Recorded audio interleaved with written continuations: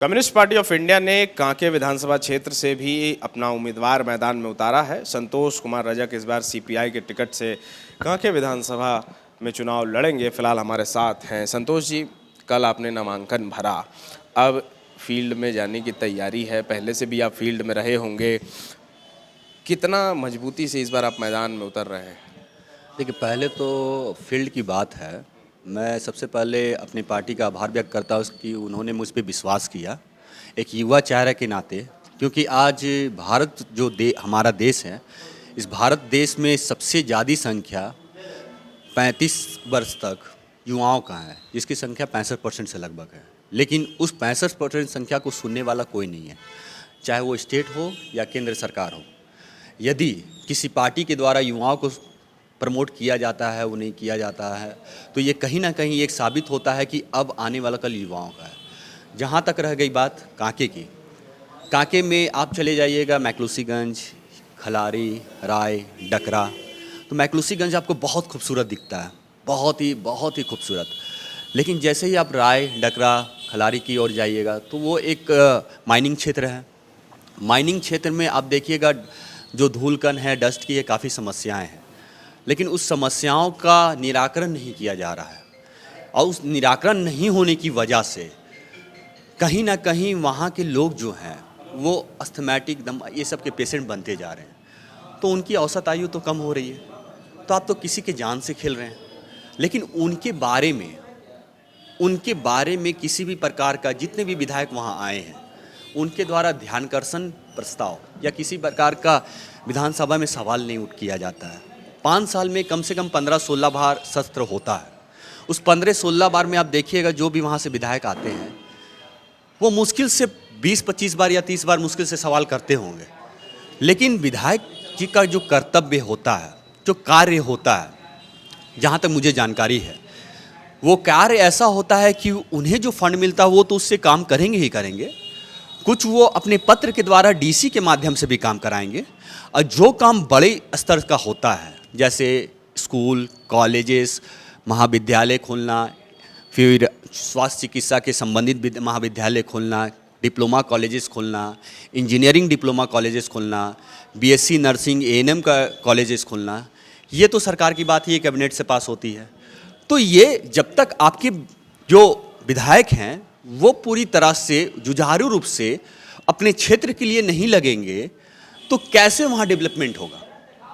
आ रहे थे, चूंकि आपने गिनाया कि इतने सारे काम होते हैं जो एक विधायक को करने चाहिए, आप किन मुद्दों के साथ मैदान में जा रहे हैं या लोगों से मिल रहे हैं, तो किन मुद्दों पर ज़्यादा चर्चा हो रही है कि अगर आप जीत करके आते हैं तो किन मुद्दों पर काम होगा, प्राथमिकता किसे दी जाए?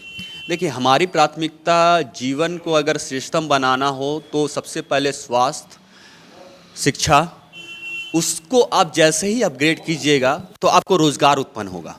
क्योंकि सभी को सरकारी नौकरी देखते हैं, हम कितना भी बोले तो नहीं होगा। लेकिन अगर उसे रोज़गार उत्पन्न करना हो तो उसे आपको स्किल पैदा करना होगा, अलग से उसको आपको समर्थन प्राप्त करना होगा सरकार के द्वारा।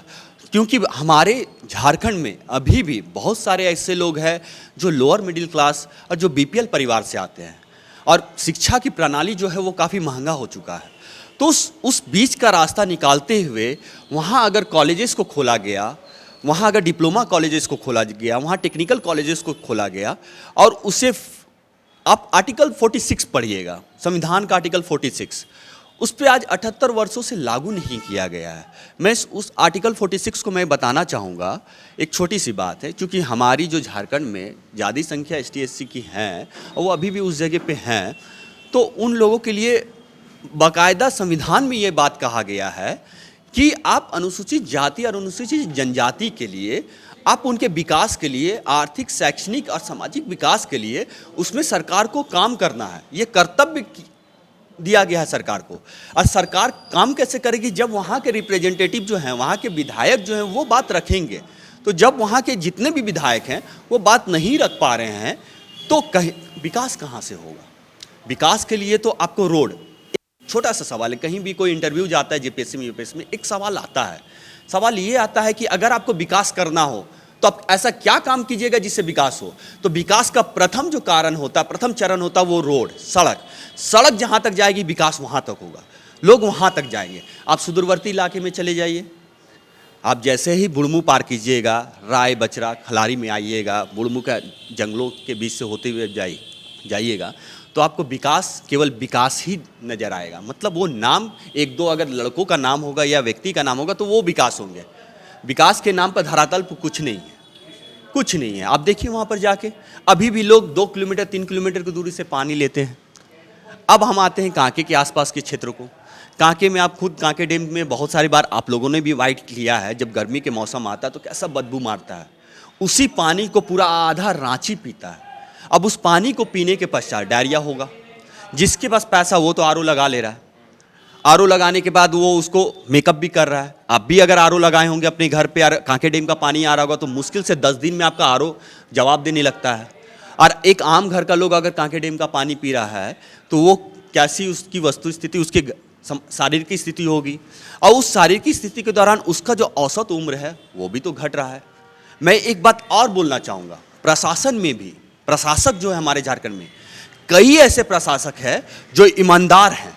अगर उन्हें मौका दिया जाए काम करने के लिए, चाहे वो गांव में हो, चाहे वो ब्लॉक में हो, चाहे वो जिला में हो, चाहे वो आपके सचिवालय में हो, अगर उन्हें सही तरीके से मौका दिया जाए तो मुझे लगता है कि हमें ज़्यादा करने की ज़रूरत नहीं है। क्योंकि वो भी बहुत बड़े परीक्षा को पास करके यहाँ आते हैं और वो यही सोच के आते हैं कि मुझे भारत के, देश के किसी भी राज्य में अगर सेवा देने का मौका मिलेगा तो मैं उस राज्य को डेवलप करूँगा। एक सवाल, चूंकि कांके विधानसभा अब बहुत सुर्खियों में है, एक तरफ जीतू चरण राम, दूसरे तरफ निर्दलीय कमलेश राम, उसके बाद आप भी मैदान में हैं, कई और पार्टी के अलग अलग नेता मैदान में हैं। ये चुनौती को कैसे पार करेंगे? क्योंकि सबका अपना अपना एक वोट बैंक है, अपना अपना एक कैडर है। कैसे संतोष जी इस बैरियर को कैसे तोड़ करके अपनी जीत सुनिश्चित करेंगे कांके में? देखिए, चाहे वो बीजेपी के कैंडिडेट हो या वो महागठबंधन, इंडिया गठबंधन के कैंडिडेट हो, मैं किसी पर व्यक्तिगत टीका टिप्पणी नहीं करना चाहता। लेकिन बात ऐसा है कि जनता सभी को देख चुकी है। जनता ने बीजेपी भी के कैंडिडेट को देखा है, उनको समझा है, उन्होंने 5 साल अपना काम किया है, जनता ने उनको परखा है। और जहाँ तक इंडिया गठबंधन की बात है तो वो भी कई बार कर रहे हैं प्रयास। मेरी चुनौती इसमें नहीं है। मैं जिस पार्टी से आता हूँ वो पार्टी गरीबों के लिए, किसानों के लिए, मजदूरों के लिए आज 100 वर्षों से लड़ रही है। चाहे वहाँ पर उनका कैडर हो, चाहे वो उनका वहाँ कोई विधानसभा में प्रतिनिधि हो या ना हो, पार्टी 24/7/5 इंटू जितने दिन से इंटू 100 पार्टी चल रही है वो काम करते आ रही है। क्योंकि हमारी पार्टी का ही सिद्धांत में है कि हमें की लड़ाई लड़ना है, उन दबे कुचले लोगों की भी लड़ाई लड़ना है जो है। अब बात रह गई कांके विधानसभा, तो कांके वो वोट बैंक में कन्वर्ट नहीं हो पा रहा, ये समस्या है ना? नहीं, वो होगा। आप जब पब्लिक के बीच में अपनी बातों को पूरी तरह से सत्यता के साथ रखिएगा, अपने आत्मा के साथ बोलिए, वो उसमें किसी भी प्रकार का गलत नहीं होगा कि चेहरे पे कुछ और है, मन में कुछ और है। क्योंकि बहुत सारे ऐसे लोग हैं अपना विकास केवल देख रहे हैं, मुझे विधायक बना दो मैं विकास करता हूँ, लेकिन क्षेत्र के विकास के बारे में कोई नहीं। क्षेत्र का विकास कैसे होगा? आज अभी भी चले जाइए आप आंगनबाड़ी क्षेत्रों में, थर्सडे को, सैटरडे को या फ्राइडे को लगता है, ठीक है, वहाँ आप चले जाइएगा तो कई बच्चे आपको ऐसे भी मिलेंगे जिनके तन में कपड़ा नहीं है। आज 78 वर्षों, आज़ादी के 78 वर्षों के बाद भी कई बच्चे ऐसा मिलेंगे जो निर्भर है आंगनबाड़ी के खाने पे। तो ये हमारा विषमता का देश है या समानता का? हमारी लड़ाई आर्थिक समानता के लिए है, हमारी लड़ाई वो सामाजिक समानता के लिए है, हमारी लड़ाई वो शैक्षणिक समानता के लिए है। आप जीडीपी पे आ जाइए, अगर मान लीजिए कुछ लोगों को अगर निकाल दिया जाए जीडीपी से या जीएनपी से, तो वो पूरी तरह से हमारा जो जीडीपी है वो डाउन हो जाएगा। ये बात तो मानते हैं। चूँकि आर्थिक असमानता इतना बढ़ चुका है कि कुछ लोगों, चंद लोगों के मुट्ठी में पैसा आ गया, और जब वो अगर चले जाएंगे तो भारत देश का जो जीडीपी है बहुत नीचे चला जाएगा। लेकिन उससे पहले हम लोग शैक्षणिक समानता अगर ले आते हैं, उसमें स्किल डेवलपमेंट कर देते हैं किसी न किसी तरह से, तो कहीं ना कहीं वो एक तरह से रोजगार उत्पन्न होगा। क्योंकि आप बैठे हैं तो अपनी स्किल की वजह से बैठे हैं, हम यहाँ अगर आपको बोल रहे हैं तो अपनी स्किल की वजह से बात कर रहे हैं। तो सभी मनुष्य में ऊपर वाला सभी को एक नेचर का नेचर एक सिंपल से सबको बेचता है। नेचर में सबका शेयर होल्डर समान है। आप इस चीज़ को मानिए, पूरे ब्रह्मांड में जितने भी लोग हैं उन सभी लोगों का इस नेचर में, इस पूरे ब्रह्मांड में इक्वल शेयर है, पहला चीज। दूसरा, बोर्ड का एक हजारों करोड़ों का व्यक्ति भी और एक लाखों करोड़ का व्यक्ति भी जिसकी संपत्ति है और एक जिसका 100 रुपया का संपत्ति है, उसे भी बोर्ड का अधिकार सम्मान दिया गया है। तो दो चीज आपके पास ऐसी ताकत है जिसके आधार पे आप आगे बढ़ सकते हैं। लेकिन इन दो चीजों को दरकिनार करते हुए आर्थिक असमानता, शैक्षणिक असमानता और सामाजिक असमानता ये आज़ादी के बाद कम नहीं हो रही है। इसको दूर करने के लिए आप इस बार चुनाव में हैं और प्रयास कर भी रहे हैं। एक आखिरी सवाल, इतने दिनों से आप फील्ड में घूम रहे हैं, किस तरह का रिस्पांस आ रहा है? देखिए, फील्ड में बहुत अच्छा रिस्पांस आ रहा है। कारण क्या है कि फील्ड में परिवर्तन लोग चाहते हैं। आप खुद देख रहे हैं, झारखंड के उत्पन्न होने के पश्चात एक पार्टिकुलर की विशेष की लोग ही वहाँ पर एज अ विधायक बन रहे हैं, ठीक है, लेकिन वहाँ विकास नहीं हो पा रहा है। आप खुद वहाँ पर अगर घूमिएगा भी, आप चूँकि सभी जगह आपके चैनल्स जा रहे हैं, आप जब कांके विधानसभा में घूमिएगा, थोड़ा सा मुरीपीरी उलमेंडा को पार करते हुए जैसे राय वाले एरिया में आप जाइएगा या आप खलारी वाले एरिया में जाइएगा, आपको विकास समझ में आ जाएगा। आप लोगों से पूछिएगा तो आप देख लीजिए क्या स्थिति है। तो झारखंड से राजधानी में आने वाला ब्लॉक, वो भी 3 ब्लॉक, जिसमें से 2 ब्लॉक जहाँ ढंग का सुविधा नहीं है, चिकित्सा का, शिक्षा का। बच्चे वहाँ से अगर आते हैं अच्छे इंस्टीट्यूट में पढ़ने के लिए, चाहे वो रांची यूनिवर्सिटी हो या जो भी, तो बच्चे वहाँ से 50 से 60 किलोमीटर की दूरी यहाँ तय करते हैं। अगर उनके पास पैसा नहीं रहे तो बताइए, वो तो ड्रॉप आउट हो जाएंगे, वो छोड़ देंगे। तो उस बीच में एक अच्छा टेक्निकल कॉलेज अगर सरकार देती, इतना कॉलेज हो रहा है, सरकार वहाँ एक टेक्निकल कॉलेज देती या डिप्लोमा कॉलेज देती, तो कम से कम वहाँ बच्चे वहाँ से निकलते। चाहे वो बुढ़मू में होता, चाहे वो खलारी में होता, उस बीच में देते हैं, तो कम से कम बच्चे स्किल डेवलपमेंट में तो आता बच्चों का। वहाँ उधर किसी प्रकार का काम नहीं हो रहा है। तो मेरा ये कहना, आज रोजगार सबसे बड़ा मुद्दा है युवाओं के लिए। मैं भी एक युवा हूँ, 30-32 साल का लड़का हूँ। मुझे मालूम है युवाओं का दर्द क्या होता है। जब ये एज पार करता है लोग, तो लोगों में एक अजब सी घबराहट होती है कि मेरा फ्यूचर कहाँ है। वो अपने फ्यूचर के लिए लड़ रहे हैं, वो अपने संघर्ष कर रहे हैं अपने फ्यूचर के लिए कि मेरा फ्यूचर दांव पे है। मैंने अपना पूरा जीवन 30 साल पढ़ाई में दे दिया। बच्चे 4 साल की उम्र से पढ़ाई करते हैं।